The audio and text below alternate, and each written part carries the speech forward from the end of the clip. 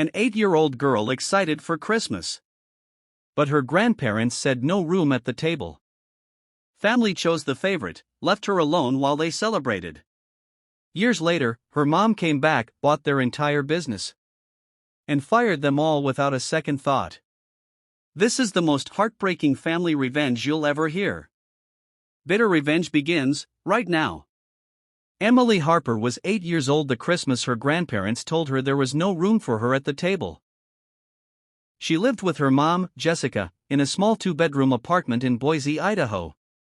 Jessica worked double shifts as a nurse at St. Luke's, earning just enough to cover rent, groceries, and Emily's soccer cleats. Emily's father had left when she was 2, no child support, no birthday cards, just gone. Jessica never spoke badly about him, she just worked harder.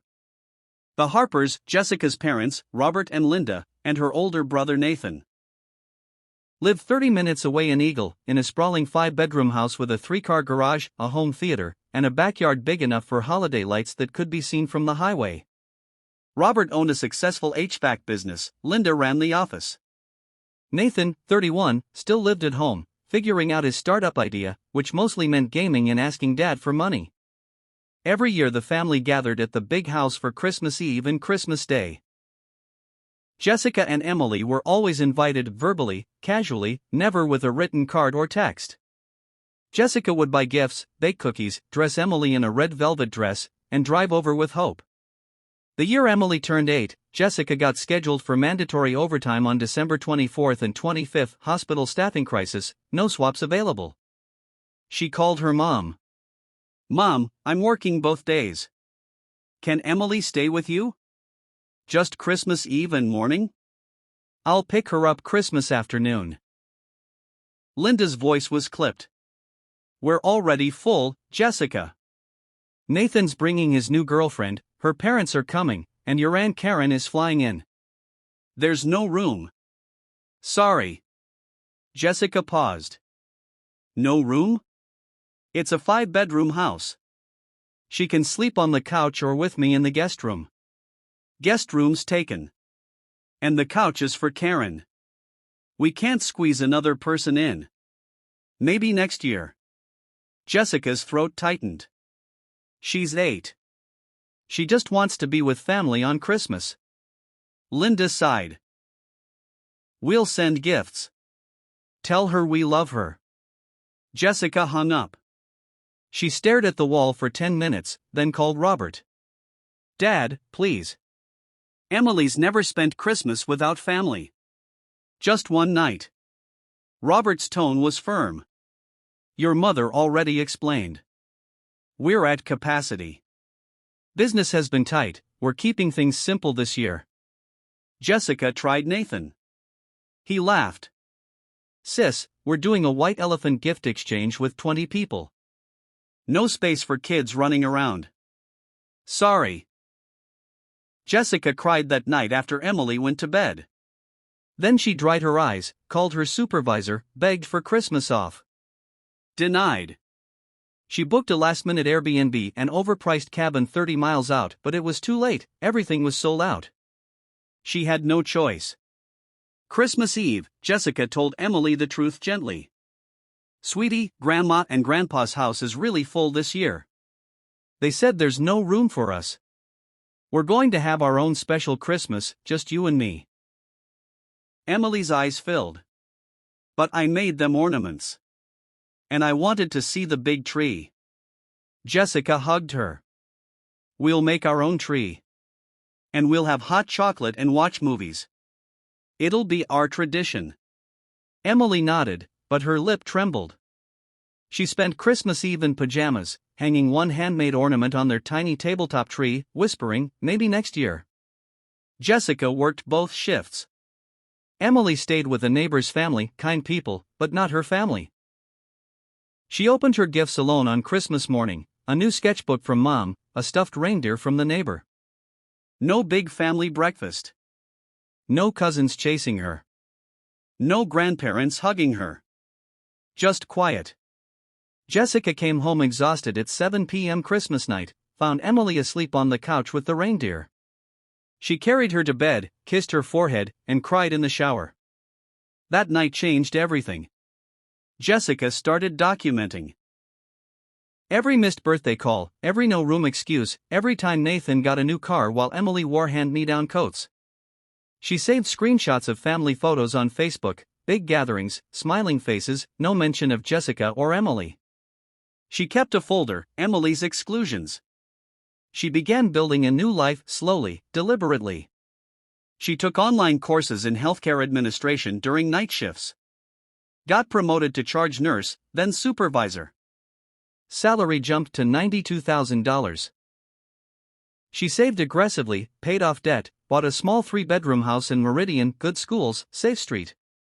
Emily grew up resilient. She excelled in school, made art that won local contests, played varsity soccer by high school.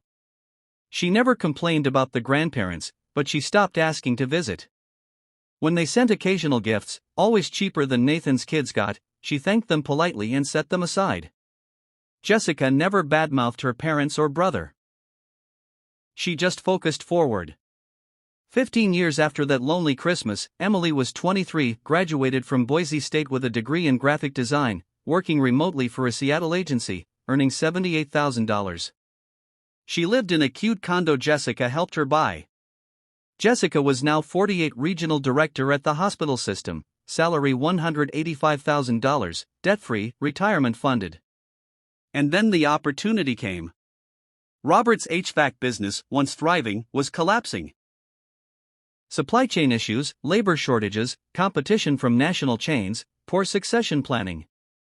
Nathan had helped 4 years, mostly spending money, no real contribution. Revenue dropped 60%. Debt hit $4.2 million. The bank called the loan. Robert put the company up for sale, quietly, asking $6.8 million. No serious buyers.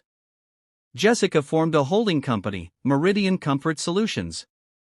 Through brokers, she made an all-cash offer, $4.9 million, take it or face bankruptcy. Robert had no choice. Closing day, conference room in downtown Boise. Robert and Linda on one side, Nathan slouched beside them. Jessica's team on the other. Robert didn't recognize the buyer until Jessica walked in. Jessica? His voice broke. She sat calmly. It's me. Meridian Comfort Solutions is purchasing Caldwell HVAC today. Cash wired. Debt cleared. Linda gasped. Nathan stared. Jessica slid the papers forward. As the new owner, I'm making immediate changes. Robert Caldwell, Linda Caldwell, Nathan Harper, you are all terminated. Effective now. No severance. Security will escort you out. Robert's face crumpled. Jessica, we're family. Jessica looked at him evenly. You said there was no room for Emily at Christmas. You said she wasn't worth the space. You chose Nathan every time. This isn't revenge. This is consequences. Linda started sobbing. Please, we're sorry. We were wrong. Jessica stood. You had 15 years to be sorry. You chose silence. Now live with it. Security stepped in. They left, heads down, no fight left. Jessica walked the office afterward. Employees were nervous. She addressed them, no layoffs, raises coming, new direction, smart home integration, eco-friendly systems. Morale lifted fast. That night she drove to Emily's condo. Emily opened the door. Mom? What happened? Jessica smiled, small, real. I bought Grandpa's company today. And I fired them. Emily's eyes widened. Then she laughed. Tears in her eyes. Merry Christmas, Mom. Finally. Jessica never told Emily the full truth about that Christmas. She let her daughter believe it was just a full house problem, too many people, not enough space. Emily accepted it with the quiet resignation of a child who had learned early that some things weren't for her. But Jessica documented everything. Every ignored text. Every word busy excuse for birthdays. Every family photo on Facebook where Emily and Jessica were cropped out or absent. She saved voicemails, emails, receipts for gifts sent that were never acknowledged. The folder grew thick, for when she's ready. Jessica's career accelerated. Charge nurse became unit manager, then director of nursing operations. By the time Emily was 12, Jessica's salary hit $140,000. She paid off the apartment, bought the Meridian house outright, invested in index funds, started a 529 for Emily's college. No vacations to Hawaii like Nathan's family posted, but steady stability, soccer camps, art supplies, a used car when Emily turned 16. Emily blossomed despite the exclusion. Straight A student, varsity soccer captain, art scholarship finalist. She never begged to visit grandparents. When they called, rarely, she spoke politely, thanked them for gifts, hung up. Jessica watched her daughter build walls, beautiful, strong ones, and never pushed her to tear them down. Nathan's life unraveled slowly. His startup never launched. He lived off dad's money, new truck, gaming setup, trips to Vegas with friends. When Robert's HVAC business started declining, competition from big chains, rising costs, poor management, Nathan helped by spending more. Robert kept bailing him out. Linda enabled it. The business debt ballooned to $3.8 million. Revenue dropped 55%. Suppliers demanded cash. The bank threatened foreclosure on the Eagle House. Jessica watched from afar, industry contacts, public records, anonymous searches. She never gloated. She waited. Emily turned 23. Graduated Boise State magna cum laude in graphic design. Landed a remote job with a Seattle firm, $85,000 starting. Bought her own condo in downtown Boise, 2 bedrooms, Riverview, paid 20% down with savings Jessica helped seed. Emily called her mom every Sunday, sent flowers on her birthday, planned trips together. No resentment toward the family, just quiet distance. Then the business hit the wall. Robert listed Caldwell HVAC for sale, asking $5.9 million. No buyers. Debt service ate profits. The bank called the note. Bankruptcy loomed. Jessica formed Harper Thermal Acquisitions, clean, anonymous shell. Through brokers, she offered $4.1 million cash, take it or lose it all in Chapter 11. Robert signed. No other options. Closing day, Boise law firm conference room. Robert, Linda, Nathan on one side, Robert in his old suit, Linda clutching her purse, Nathan slouched and hungover. Jessica's team on the other, attorneys, accountant, her new COO. Robert didn't look up until Jessica entered. Jessica? His voice cracked. She took the head seat. Harper Thermal Acquisitions is purchasing Caldwell HVAC today. Cash transfer complete. All debt assumed and satisfied. Linda whispered, "You?" Jessica nodded once. As new owner, I'm implementing immediate changes. Robert Caldwell, Linda Caldwell, Nathan Harper, you are terminated. Effective immediately. No severance, no consulting role, no references. Security will escort you out. Nathan exploded. You can't do this. This is our family business. Jessica met his eyes. It was. Until you ran it into the ground.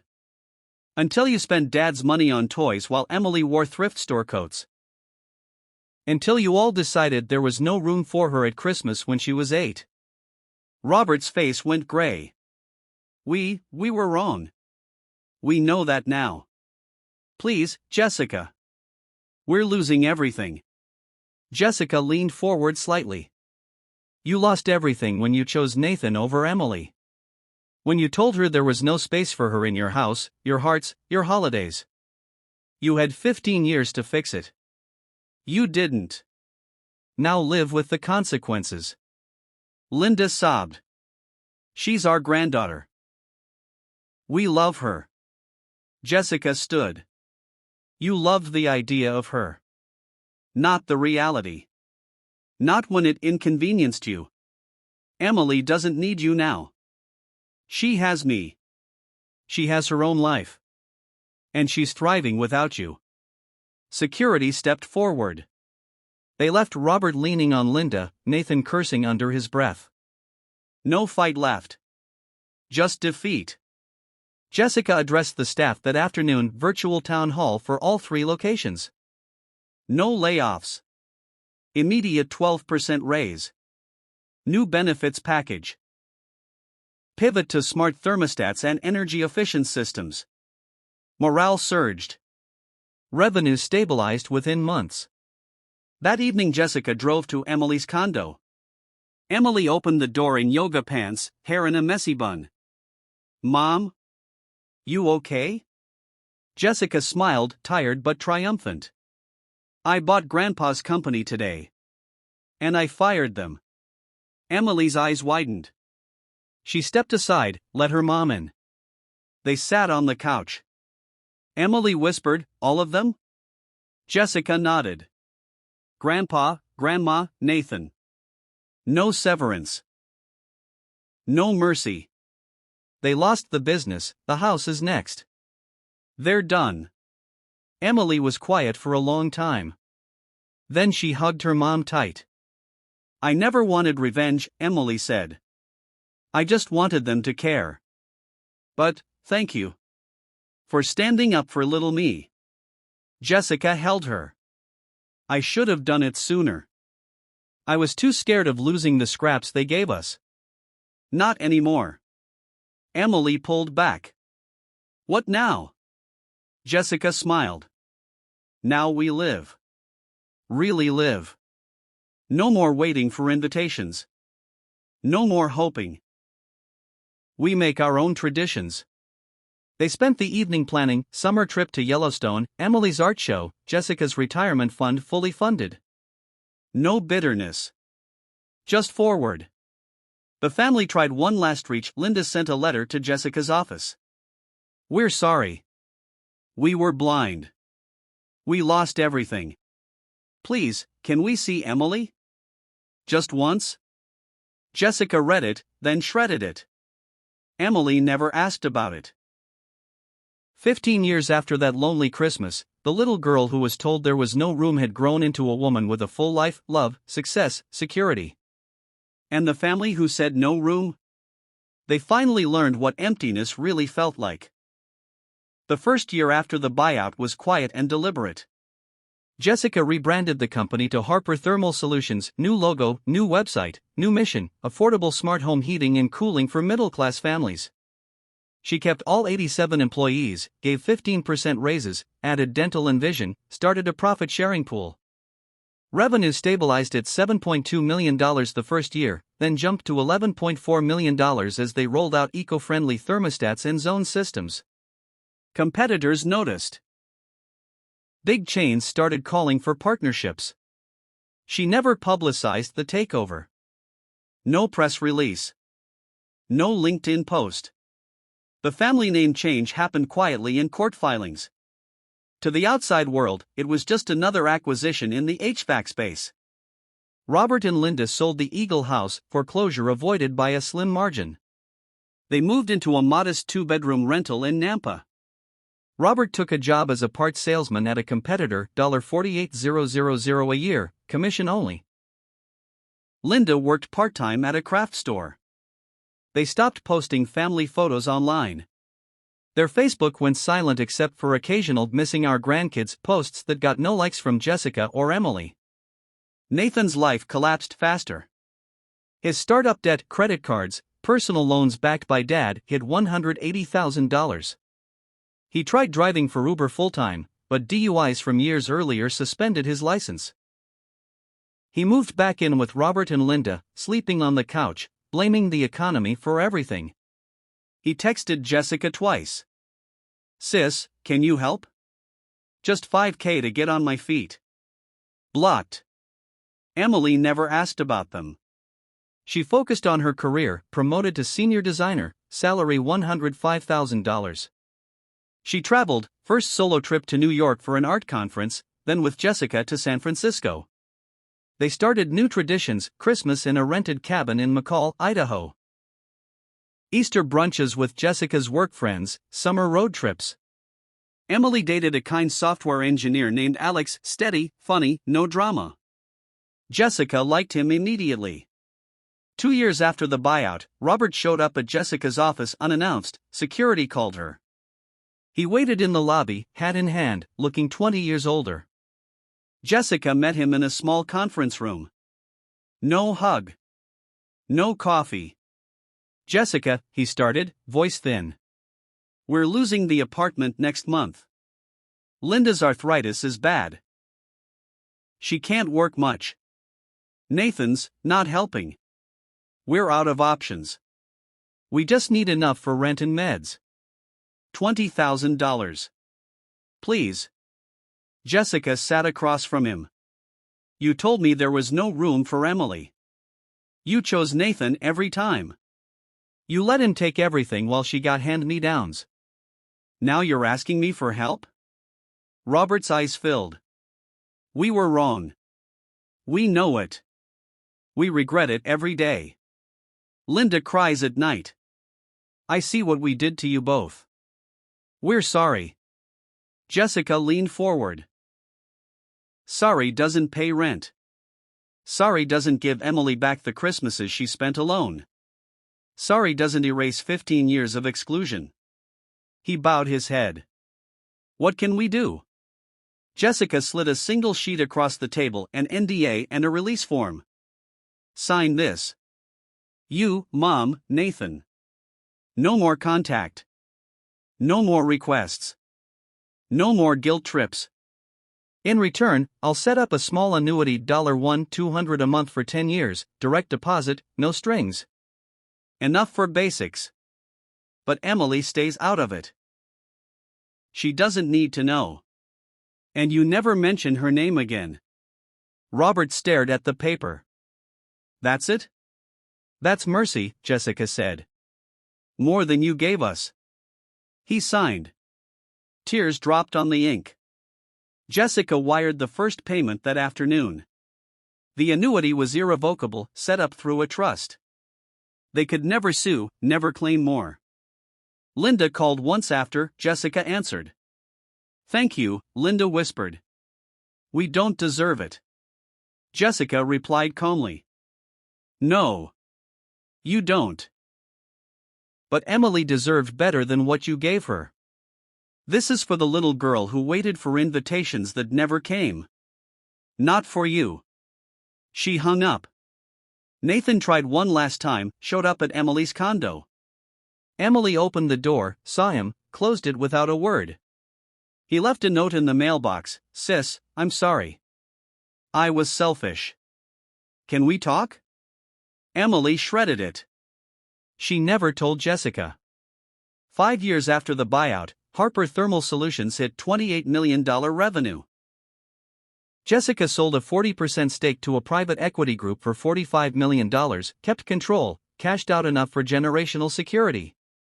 She retired at 55, consulted part-time, traveled with Emily and Alex, now engaged. Emily married Alex in a small ceremony in McCall, Mountain View, close friends, no family from the past. Jessica walked her down the aisle. They danced under string lights to Emily's favorite song. No empty chairs. No room excuses. Robert passed at 78. Heart attack, alone in the apartment. Linda followed a year later, complications from arthritis and grief. Nathan inherited nothing, debts ate the little left. He moved to Oregon, worked odd jobs, stayed sober sporadically. He sent Emily one email.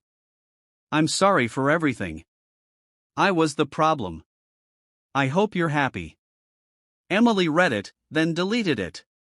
She never replied. 15 years after that lonely Christmas, the little girl who was told there was no room had built a life overflowing. Love, success, family by choice. Jessica never regretted the buyout or the firings. She regretted only that it took so long to protect her daughter. The family who said no room finally learned what emptiness felt like permanently. And Emily? She spent every Christmas after that surrounded by people who made space for her. No more waiting. No more hoping. Just full tables, warm lights, and the sound of laughter that finally included her. 6 years after the buyout, Harper Thermal Solutions crossed $52 million in annual revenue. Jessica stepped back from daily operations, promoted her COO to CEO, kept board chair. She consulted remotely, focused on philanthropy, $2 million endowed to Boise State for nursing scholarships, in Emily's name, $1.5 million to single mother housing programs in Idaho. She bought a lake house in McCall for bedrooms, dock, fire pit for family weekends.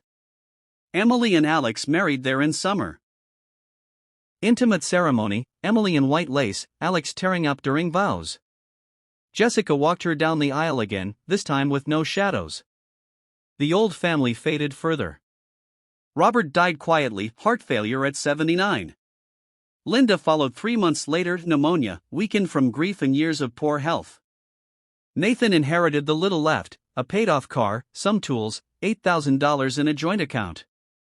He sold everything, moved to Spokane, Washington, cheap rent, warehouse job, occasional AA meetings. He sent Emily one final message from a new number. Emily, I'm sorry for everything. I was selfish. I took what wasn't mine. Grandma and Grandpa are gone. I'm trying to stay clean. I don't expect anything, just wanted you to know I regret it all. Nathan. Emily read it on her phone while sitting on the lake dock. Alex beside her. She deleted the message without replying. Then she looked at her mom. I don't hate him, Emily said. I just don't feel anything. They made their choices. We made ours. Jessica nodded. You don't owe them emotion. You owe yourself peace. Emily leaned her head on Jessica's shoulder. I have peace. Because of you. Jessica's eyes misted. I wish I'd done more sooner. You did enough, Emily whispered. You built us a new family. That's more than they ever gave. They watched the sunset over the lake, orange, pink, gold. No empty chairs. No room excuses. Just quiet, full love. Nathan tried one last reach. Showed up at Jessica's McCall house unannounced 2 months later. Jessica saw him on the security camera, thinner, beard, faded hoodie. He rang the bell. Jessica opened the door, chain on. Nathan. He looked down. I'm not asking for money. I just wanted to see Emily. Say sorry in person. I'm clean 2 years. Working steady. I know I don't deserve it, but... Jessica cut him off. Emily's married. Happy. Building her life. She doesn't need apologies from someone who never showed up when she was 8 and alone on Christmas. Nathan's shoulders slumped. I know. I just... Leave, Jessica said. Don't come back. Don't contact her. You had your chance. You chose wrong every time. She closed the door gently. Nathan stood on the porch for a minute, then walked away. Jessica watched him drive off. She never told Emily. Some things didn't need reopening. Emily's life filled completely. She and Alex bought a house in Boise, 3 bedrooms, nursery ready. Their daughter, Grace, arrived a year later, curly-haired like Emily, strong-willed like Jessica. Emily worked part-time from home, built a side art business, prints sold in galleries, commissions for children's books. Jessica babysat twice a week, spoiled Grace rotten with love, never once comparing her to anyone. Christmas became sacred. They hosted every year. Open house for friends, neighbors, work colleagues, single moms from Jessica's programs. Big tree, lights everywhere, tables overflowing. Grace's first Christmas, stockings hung, ornaments she made with crayons. No one ever said no room. Everyone had a place. Jessica never regretted the buyout or the firings. She regretted only the years she waited, hoping for scraps of love from people who couldn't give it.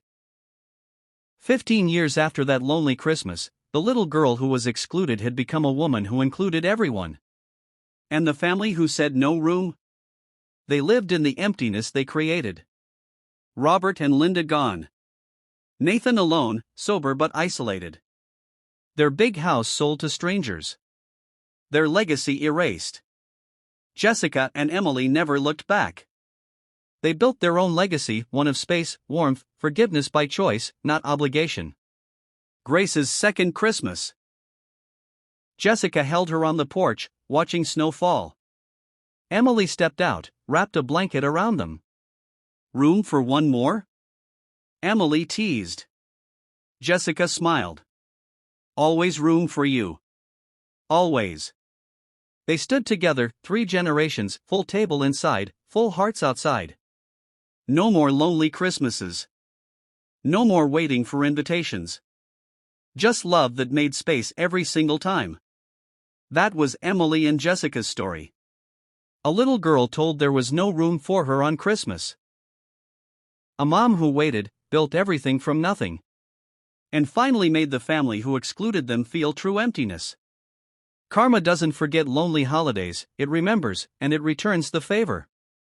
If this revenge healed something in you, smash that like button. Subscribe and hit the bell, next heartbreaking karma story drops soon. Comment right now. Did your family ever make you feel like there was no room?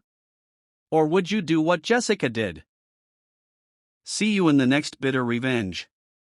Remember, love always makes room. Exclusion always pays the price.